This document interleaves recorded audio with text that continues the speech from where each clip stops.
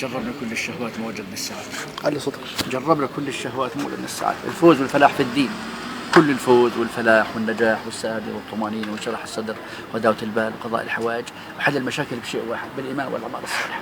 من عمل صالحا من ذكر أو أنثى في شر وهو مؤمن قال فلنحيينه حياة طيبة.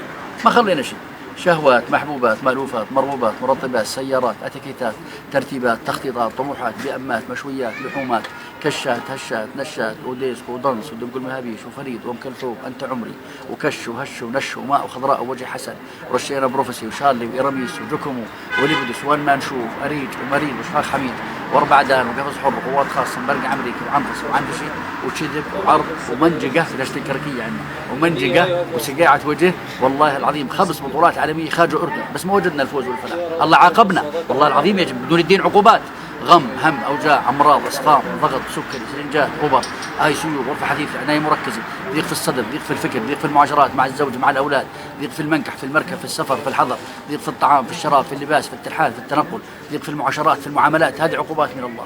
ومن أعرض عن ذكري فإنه معيشة إيش؟ ضنك. إيش ضنكة؟ الضاد ضنك، النون نكد، الكاف كد. نشتغل ليل نهار مش بنحكي يا حول. اوفر تايم واندر تايم وتحت التايم وفوق التايم، صباح الخير يا وش، مساء الخير يا فرشي، وتيتي تيتي زي ما رحت زي ما جيت محل واحد. بنفكر حالنا احنا بننتج ومبدعين.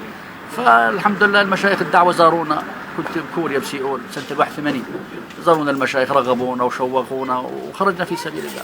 فلا بد من تفريغ الاوقات، تضحي بعض الشهوات، بذل بعض النفقات، والجلوس في هذه البيئات والحركه والنفل لدين الله. هل انتم مستعدون ان شاء الله؟ مستعدين. مستعد يا ابن الشيخ عوض؟ مستعد. طيب جزاكم الله خير.